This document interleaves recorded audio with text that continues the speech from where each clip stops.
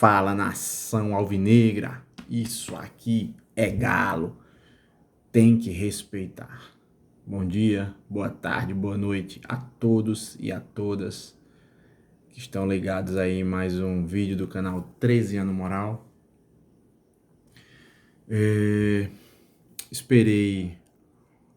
esperando alguns dias para fazer esse vídeo, porque eu já queria fazer com o anúncio do novo treinador do Galo, já que, como vocês já devem estar cansados de saber, o William Di Mattia, após aquela eliminação da quarta-feira para o Souza, o William Di Mattia foi demitido, foi dispensado aí pela diretoria alvinegra e não comandará o time na Série D, que vai começar no final desse mês. Então eu estava aguardando já um anúncio, achei que ia ser uma coisa um pouco mais rápida, o anúncio do novo treinador, mas não aconteceu, então eu resolvi gravar esse vídeo. Talvez quando vocês assistam, se vocês estiverem assistindo aí, talvez já tenha até anunciado o nome do novo treinador, mas nesse momento, são em torno de 11 horas da noite da segunda-feira, ainda não há um nome oficialmente divulgado como novo treinador do Galo para a Série D.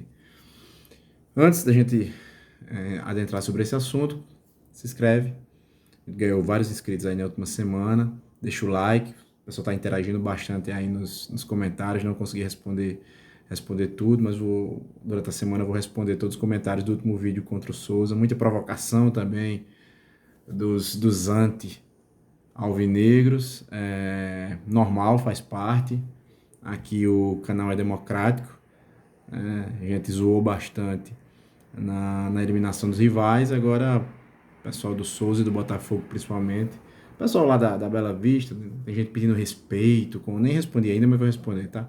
Pedindo respeito com o Campinense Clube, não desrespeitei a instituição. Agora, o momento de vocês, o time que vocês fizeram esse ano era um time de futebol de pelada, de futebol amador. Isso aí é fato. Tanto é que vocês conseguiram ficar em sétimo e em oitavo colocado no campeonato de baixo nível, como foi estadual esse ano. Não adianta me vir pedir respeito ao Campinense como se eu estivesse desrespeitando a instituição. Vocês são nossos filhos, porque tem 30 vitórias, nós temos 30 vitórias a mais, desde que eu me entendo por gente, nunca saí disso. E o time que vocês fizeram esse ano é um time de futebol amador, ponto. Então não dá para vocês, e estão sem calendário, então não dá para vir querer cantar de galo aqui com a eliminação da gente, não. Agora o pessoal do Souza, o pessoal lá do Sertão e o timezinho lá da capital estão aí na final do campeonato, então é normal vir aqui tirar uma ondinha com a gente, faz parte, repito. Mas de todo jeito aí, se inscreve, deixa o like, ativa o sininho e compartilha o vídeo, comenta também nesse vídeo que a gente está fazendo agora. Então vamos lá.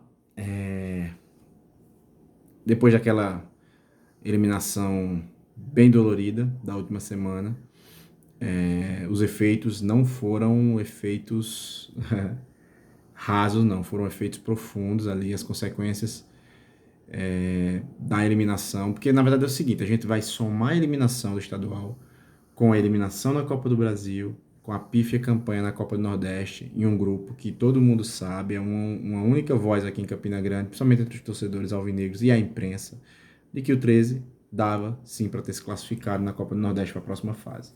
Então, isso é fato. Só que nessa ideia de, vamos dar preferência ao estadual, em vários jogos da Copa do Nordeste, poupou jogadores em função do estadual e acabou botando uma pressão ainda maior, não poderia ter sido eliminado na semifinal e foi, então isso culminou na demissão do William Di Mattia. Minhas palavras finais sobre o William Di Mattia. Eu, no vídeo que eu fiz antes dele ser demitido, no vídeo pós-jogo, que a gente tava brabo, eu pedi a cabeça do Di Mattia, porque eu acho que realmente o ciclo acabou. Acho que ele cometeu alguns erros esse ano importantes. Não acho o Di Mattia o pior dos treinadores, muito pelo contrário. Estava até falando, assim, alguns treinadores passam no 13, a gente não consegue entender como é que o treinador monta o time. A gente não consegue entender, ver um estilo de jogo, um time treinado em campo. Não aconteceu isso com os times do Di Mattia do ano passado e desse ano. A gente via um padrão de jogo, via uma forma de jogar. Outra coisa é a gente concordar com essa forma de jogar. Outra coisa é a gente aprovar a forma como ele montava o time. Acho que o Di Mattia é uma escola de uma escola mais moderna de futebol. Ele tem uma visão, ele faz parte dessa nova geração de treinadores, então ele é daquela parte estudiosa, tal, guardadas as devidas proporções. É um estilo de jogo que lembra o estilo de Tite, né? Foi assim no Corinthians, na seleção e agora no Flamengo. É um estilo em que ele, tanto o desenho tático do time, como, né, dá preferência à parte defensiva em detrimento da ofensiva. Então ele começa a organizar o seu time pela defesa. Então, só que qual é o contraponto disso? Em vários momentos o time fica excessivamente defensivo, e era essa a minha principal crítica ao Di Matia, beirando ali o retranqueirismo, né? Então, em vários momentos eu achei que o time, principalmente nessa semifinal contra o Souza, no primeiro tempo o time teria que ser mais ousado, tinha que estar com as linhas mais altas, tinha que pressionar mais o adversário, e o Di Matia não fez isso. Então, acho que por isso e por alguns outros erros de substituição, enfim, uma certa um certo conformismo com as eliminações e com as derrotas, não me agradava. Acho que é um treinador que precisa evoluir ainda em algumas coisas, então por isso acho que o ciclo dele acabou. Eu acho que o 3 na Série D, apesar de ter a vantagem de com ele ter uma manutenção de trabalho de mais de um ano, que ele conhecia o elenco e as necessidades do elenco, eu acho que eu não sei se ele conseguia mais extrair muita coisa desse time ou do time da Série D que fosse montado. Eu acho que o destino de Di Matia tem que ser outro, tá? Então eu concordo com a diretoria, concordo com a demissão. Algumas pessoas comentaram aqui no último vídeo também que eram contra a demissão, a maioria a favor, e algumas pessoas contra. Eu entendo, é isso, são as opiniões, mas eu entendo, repito, que o ciclo de Di Matia no 13, nesse momento, se finda. Em outro momento ele pode até retornar, acho que é um cara que está marcado na história, conseguiu, assim como o Celso Teixeira lá em 2017, conseguiu dar novos horizontes ao 13, recuperando o calendário do clube, e o Di Matia conseguiu fazer isso, mas jogou um pouco isso fora na Copa do Brasil, na Copa do Nordeste esse ano, e em algumas escolhas no Campeonato Paraibano, que culminou com a nossa eliminação. Então, tudo certo, Di Matia uma vez fora, vamos falar do elenco e das mudanças no clube. Gerente de futebol anunciado ontem, Luciano Mancha, um cara que já é rodado, principalmente no futebol do Norte e Nordeste.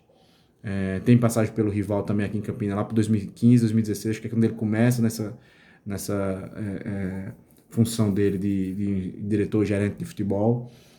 Depois do Campinense ele teve outros clubes, teve um trabalho marcante no Sampaio Correia, é um cara que conhece muito o jogador, né? Isso por quê? Porque o Joba, esqueci de falar, né? O Joba foi demitido junto com o Di Matia, acho que o Joba também deu sua contribuição, também foi importante nessa passagem do 13, já é a sexta ou sétima passagem dele, não sei. Pode ser até que em outro momento ele volte, como costuma voltar, mas nesse momento também, junto com o Di Matia, foram responsáveis pela montagem do elenco, foram responsáveis por trazer Vitão, Lucas Mineiro de volta. Isso eu não vou aceitar, ninguém vai me convencer, ou por motivo justificar trazer esses dois caras de volta, principalmente o Vitão, mas também o Lucas Mineiro. Foram responsáveis por não conseguir achar um lateral esquerdo, não conseguir achar um zagueiro de confiança, não conseguir achar um camisa 9, não consegui achar um camisa 10 que desse conta.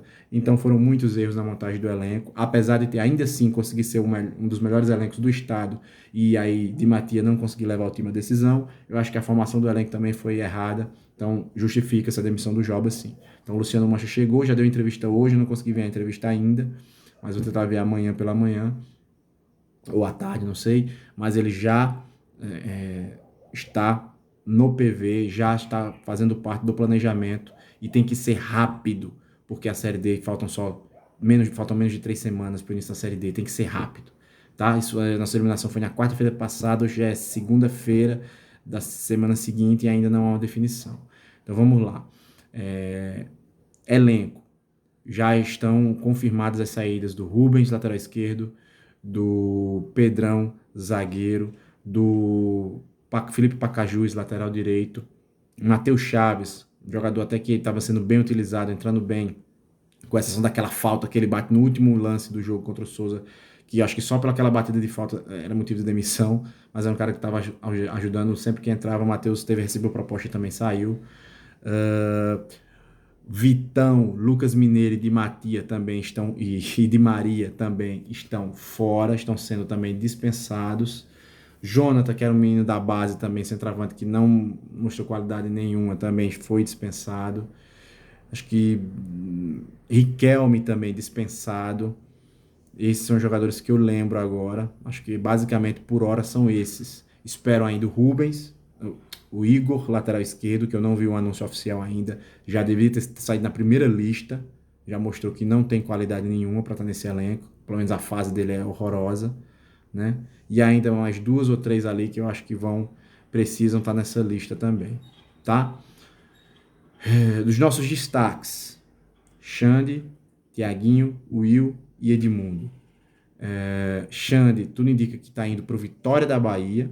Essas são as informações de hoje. Então deve estar indo para a Série A. Muita gente surpresa. Acho que é um pouquinho demais para o Xande, mas é um cara novo que tem muito potencial. Comete alguns erros bobos, mas foi o cara que mais se destacou no jogo decisivo contra o Souza aqui, metendo aquelas 2 bolas na trave, inclusive.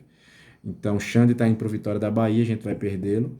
Mas o foco é Tiaguinho e Will. Tiaguinho, as primeiras informações que saíram lá ainda na semana passada, na sexta e no sábado, era que Tiaguinho e Will estavam saindo também. E aí ia ser complicado, porque perdendo Tiaguinho e Will e talvez o Edmundo, aí era praticamente zero de manutenção dos principais jogadores. Aí a gente teria que reformular um elenco inteiro. O tiro seria totalmente no escuro. 2 semanas e meia para você entrosar um time não dá.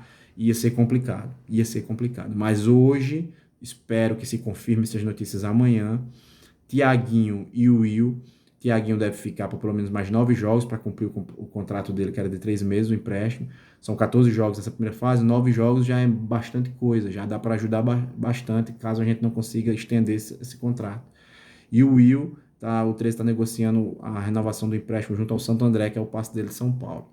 E o Edmundo, eu também não vi falar de saída do Edmundo, de proposta já concretizada do Edmundo. Também teve um zoom na semana passada de que ele também poderia estar saindo, mas até hoje, até esse momento, na segunda-feira, nenhuma confirmação da saída do Edmundo. Então, se a gente conseguir manter o goleiro Igor Rayan, lateral direito Guilherme Lucena, o volante Juninho, que é bom volante, Edmundo, Will e Tiaguinho, já são 6 jogadores titulares ali, que me servem como uma espinha dorsal, uma base, um eixo para a partir desses jogadores eu construir o time da Série D, contratando um centroavante, encaixando um camisa 10, um lateral esquerdo, mais pelo menos um zagueiro de confiança. Então esse tem que ser o foco do 13, manter esses jogadores. Acho que se a gente conseguir manter, a gente tem uma luz ainda para essa Série D. Se a gente não conseguir manter esses jogadores, aí vai ser muito difícil a gente conseguir encaixar um time competitivo como encaixou lá em 2018, quando a gente demitiu o Canindé, trouxe o Flávio Araújo, montou um time todo novo e conseguiu o acesso. Não é todo dia que vai acontecer isso.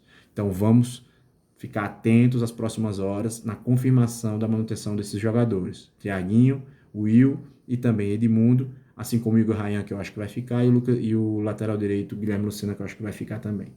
Então essa tem que ser nossa espinha dorsal. E não podemos errar no centroavante. Temos que acertar no camisa 9 a ser contratado.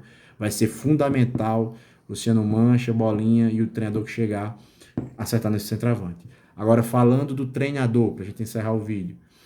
Foi especulado com muita força na semana passada o nome de Raniel Ribeiro, que eu acho que era a escolha mais óbvia que essa diretoria podia fazer. Raniel, que já está estabelecido na cidade, aceitaria de pronto o convite, né, porque estava livre já do Serra Branca. Conhece a Série D, inclusive tendo um acesso recente com o rival à Série C, foi vice-campeão, perdeu aquela final para a Aparecidense. Então ele já conhece a cidade, conhece o elenco do 13 porque jogou contra, poderia trazer ali, ajudar para trazer 3 ou 4 jogadores do Serra Branca que tinham total condição de vir para o 13 para a Série D e conhece a competição. Então essa seria a escolha mais óbvia. Ponto negativo, o esquema tático dele é muito parecido com o de Matia, né? Muito preso a um esquema tático só, que é o que a gente já mais questionava do Di Matia, com esse conservadorismo, né? Excessivamente defensivo e amarrado no esquema tático só. O Ranieri tem um pouco disso também, mas eu acho que com mais experiência, mais rodagem, mais conquista, eu acho que seria o nome ideal para a gente substituir. Foi quem eu quis naquele momento, mas nesse momento já está descartado praticamente, segundo a gente vê as notícias, o nome de Raniel Ribeiro. Nomes que ganharam força foi de Paulinho Kobayashi, atual campeão da Série D com o Ferroviário do Ceará e que nesse momento estava disputando a final do campeonato do Distrito Federal, o Candangão lá, e perdeu a final para o Ceilândia e foi vice-campeão. Então surgiu com muita força e ainda parece ter força o nome de Kobayashi.